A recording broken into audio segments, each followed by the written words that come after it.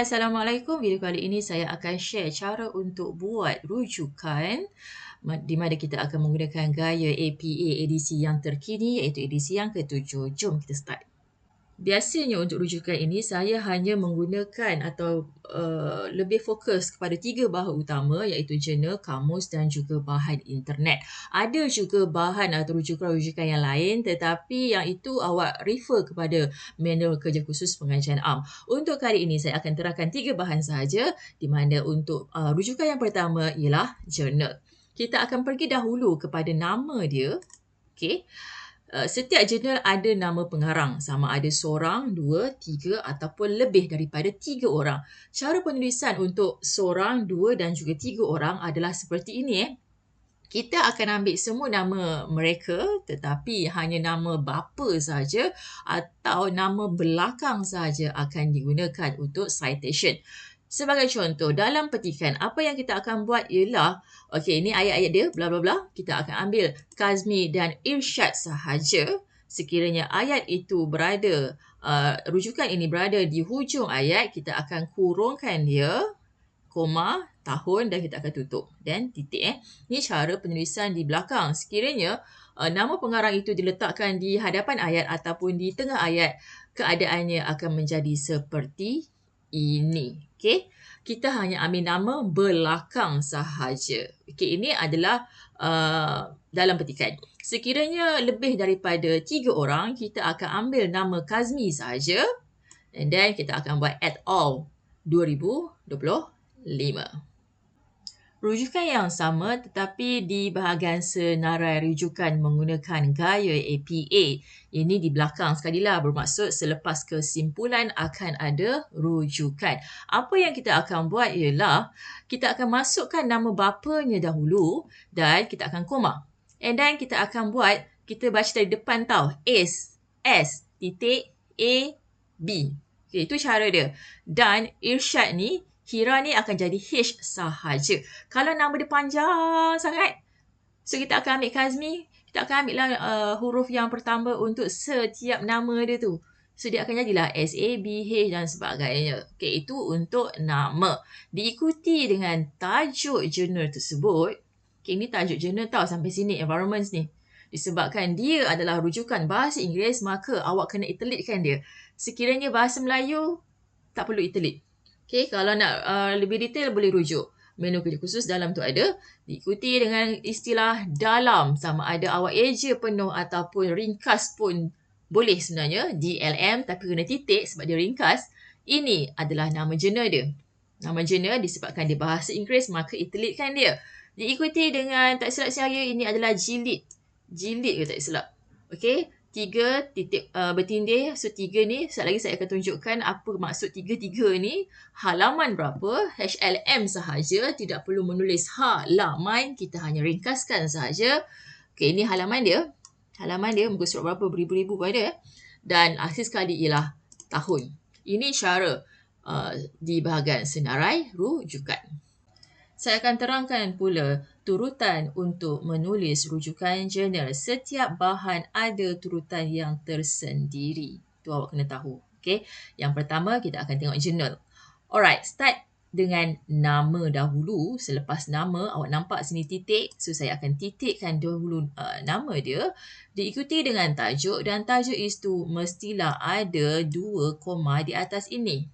Okey, tajuk dia kebiasaannya tajuk setiap huruf yang pertama adalah huruf besar kecuali ini apa ya kalau of dan dalam tu kata nama saya tak tahu nama dia apa jadi kalau ada setengah istilah seperti itu macam of ni O dia akan kecil, N A dia akan kecil, in I dia akan kecil. Selain daripada benda-benda ini dia akan jadi huruf besar di hadapan ayat sahaja.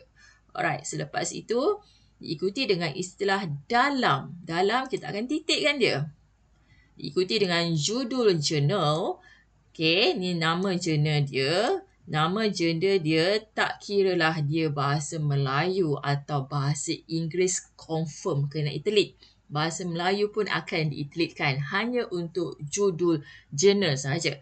Tetapi untuk tajuk, disebabkan tajuk dia ialah bahasa Inggeris, bermaksud anda kena itelitkan dia. Tetapi tajuk dia bahasa Melayu, bahasa Inggeris itelit. Kalau bahasa Melayu, tidak perlu itelit. Alright, selepas itu tiga ini adalah jilid. Jilid yang keberapa, and then diikuti dengan bilangan keluaran. Keluaran yang keberapa? Dalam jurnal semua ada dikeluarkan keluaran pertama ke, kedua ke, ke-10 ke. Itu maksud bilangan keluaran. Ingat dekat jilid ni kena ada titik bertindih 2 titik. Bukan titik koma tau. Dia 2 titik. Okay?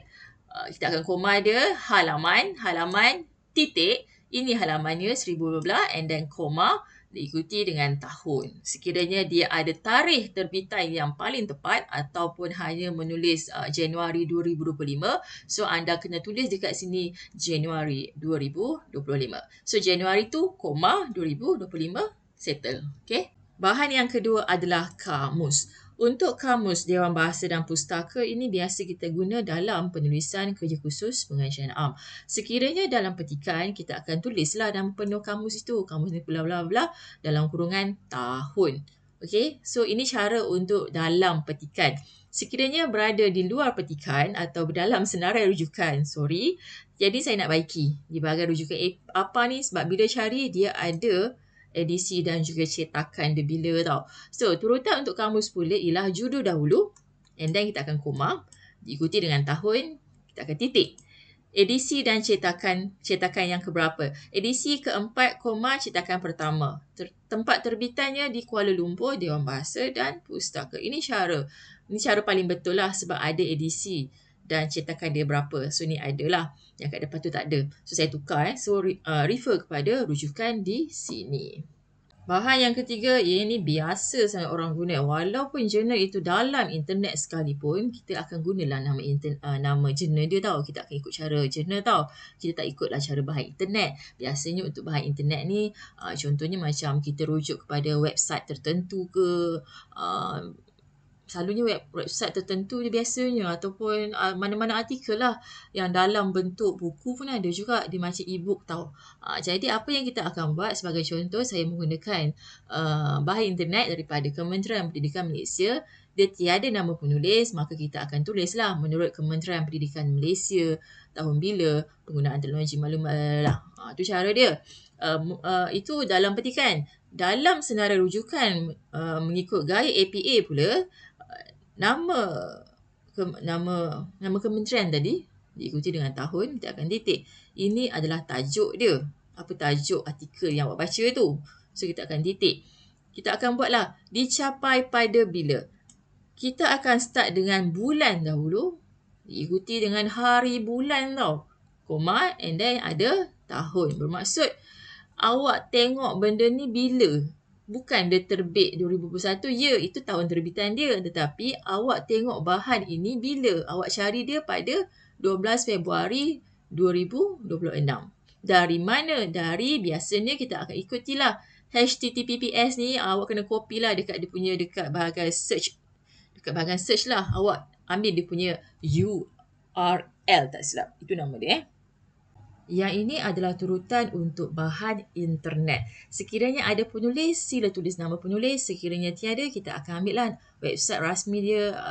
Tak kisahlah, kementerian apa-apa sekalipun. Okey, diikuti dengan tahun, awak titik, kita akan ada tajuk artikel. Tajuk dia seperti biasa, tajuk hanya huruf besar, huruf yang pertama sahaja. Kecuali kata hubung. Kata hubung ni macam di, dengan, antara, ialah, macam tu tu huruf kecil tau. And then Dini dah kenapa dekat sini? Salah tu. Alright, dicapai pada Februari 12, 2026. Dicapai pada bila? Bulan, hari bulan, and then tahun. Dari URL. So dari HTTP tau. Carilah mana yang saya kata tadi. Alright, itu adalah bahan untuk internet. Turutan dia. Sebenarnya untuk buat rujukan ni, ini cara paling manual dan saya nak ajak awak untuk buat cara itu secara manual. Dia ada cara yang paling pantas untuk buat rujukan, tapi benda tu saya tak nak ajar. Okey, itu sekian saja untuk kali ini. Kita jumpa lagi untuk video yang seterusnya. Bye-bye.